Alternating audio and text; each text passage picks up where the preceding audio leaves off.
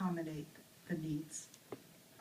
You know, I can certainly support the motion as it's presented, but I'm concerned that it is not cost neutral as it's being presented, because even with the online credit recovery, there was a cost for the district. I think no matter what, oh, Mr. Moronis is wanting to speak to this, please do. But I think it's, I happen to believe, I guess from years of doing master scheduling too, that this is not going to be a costly item, but that what we get back is exactly where our priority should be, which is greater graduation requirements for our kids, Mr. Moronis. So I was not here when this decision was made as well. It was made in 2009 and I was not here. So in my previous experiences in a different district, when the district made a decision to cut summer school, it's amazing how students will step up. And if you raise the bar, they will reach it. I've been working with high school students essentially my entire life, and when you raise the bar, they will reach it. Second thing is, and I don't have the data in front of me, but there's a high majority of our students that are completing 220, 230, 240, 250 credits right now. There are. Third thing is, we made a strategic decision to increase the graduation requirements from 200 to 220, not 230 or not 240 for this reason. And we picked 220 because when we compare districts that had similar demographics to our district, I think it was Antioch and another district, I think it was Pittsburgh, they both had 220. Other districts had 230 and 240, and we are the only district in Contra Costa County that doesn't offer summer school. So that was why we picked 220. In terms of the costs, like Linda was saying, with Cyber High, it cost us between this past year $65,000 and $70,000. And those courses are for remediation only. And so far it's been extremely successful and very well received by the staffs, by the principals, but most importantly, the students. So. Okay, thank you. Anything else? Thank you, Mr. Moronis, because that was one of my questions, why the 220 instead of 230. Right. So that answered that, but I do have another question. Rose, you have 210 for math or elective and then 220 math and elective, so are we putting in a third-year math requirement? Yeah, I was going to clarify. Go ahead, Rose. And part of the Common Core, too, in preparation for that, is going to the tests at the 11th grade is going to test at Algebra 2 level. So that's why we're moving towards requiring that third year.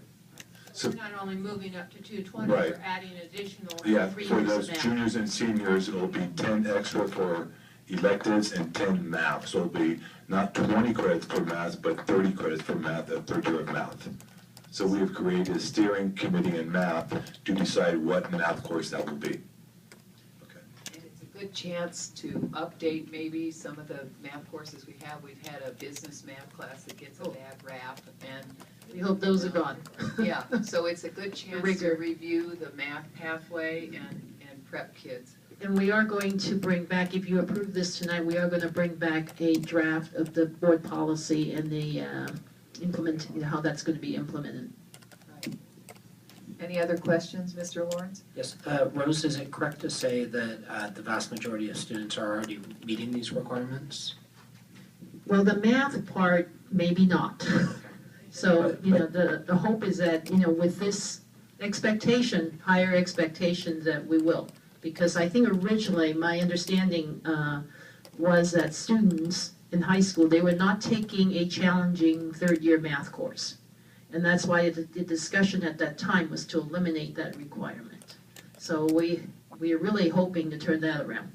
But in terms of the credits, that the majority of students are already achieving 220 credits, or would this be a significant increase? Actually, we don't have the exact data, but I think Mr. Moronis mentioned that you know, a lot of our students are already at that level. Well, because that's what you have to do really to get to college. You can't survive otherwise on 200 credits. And you're not, you're just, you create a culture. What I saw, and this what prompted me, was my conversation with seniors in the last couple years back, where they were taking, 12th grade requirement, English 4, and government econ, and then 2 periods of TA, and they were killing time and spinning their wheels and bored and unmotivated. And this helps some kids get on a better path.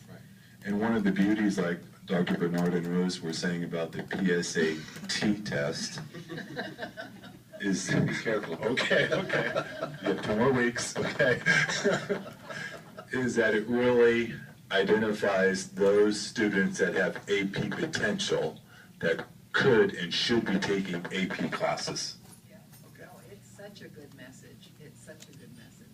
So the statement that we have many students achieving more than 220 credits is a positive statement, but that means that there are students that should have been enrolled in those classes that may not have the opportunity to be enrolled in those classes. I mean, if someone is in a class where all students afforded that opportunity to take 240 and 260 units in our district. I'm not sure. I don't know if somebody can answer that, but what I'm looking at is what Dr. Bernard said earlier, which is, I did it as a high school principal. The schedule built around what the students need, and that's the driver. So when, well, that was my other concern, but my other concern was the focus seemed to be on the fact that there was an expectation students were going to fail and have to go to summer school, and I kept saying for a year, an entire year, we should be focusing on student success, not student failure, and trying to, work on instruction from the other end, the prevention mode, rather than the it's too late mindset. If all of our high schools have a 6-period day, correct? Right. Therefore, that's 240 credits Right. if the student passes every class, period. Essentially, they could fail an entire year's worth of courses. I mean, it's crazy. So if we have students that have the requirement of only having 200 credits, they could be doing a TA in lieu of 10 of those. Or they could be doing something else or take an extra PE as an elective or something like this. So there's a lot of ways that students can have a full schedule and be at the 200, 210, 220, 230, 240. So Mr. Moronis' comment that a lot of these students are already well above the 200 is not an inaccurate statement. Well, in part because students need to be in school 4 periods to get the ADA, so nobody's allowing them just to take 2 periods or we're not getting paid for them. So there's always been that hammer over kids. We did not limit students to the number of courses and number of periods that they can take. Right. But again, like Mr. Morona said, or Ms. Dr. Bernard said, they could be taking 2 periods of TA.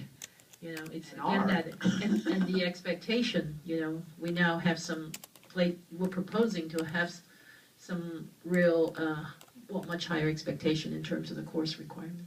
And I'm with Mr. Moronis. Whenever you raise expectation for kids and provide the support and the belief that they can do it, they will rise to the occasion. And that is a message our district needs to send. I'm telling you, from having worked at the County Office of Education for 10 years, people were aghast at Mount Diablo's lowering of expectations when they're going the opposite direction. And I think it's a really critical time to correct that perception and address the math pathways that are so necessary. And I look at it as an opportunity to create a better course down the road for those 3rd year kids who, where of course they can do your typical Algebra 2 pathway, but other alternatives as well with math applications of some sort. So, Addressing the cost issue, in my experience, we're still funded for FTE for teachers, for students taking 6 periods a day in high school. So even if they choose as a senior to take 5 classes, which is what we've allowed if they have a certain number, we're still getting FTE for 6 periods. having kids take those periods because of the funding, getting the money from the state for those students. If they only took 2 periods, we'd be educating them for $0.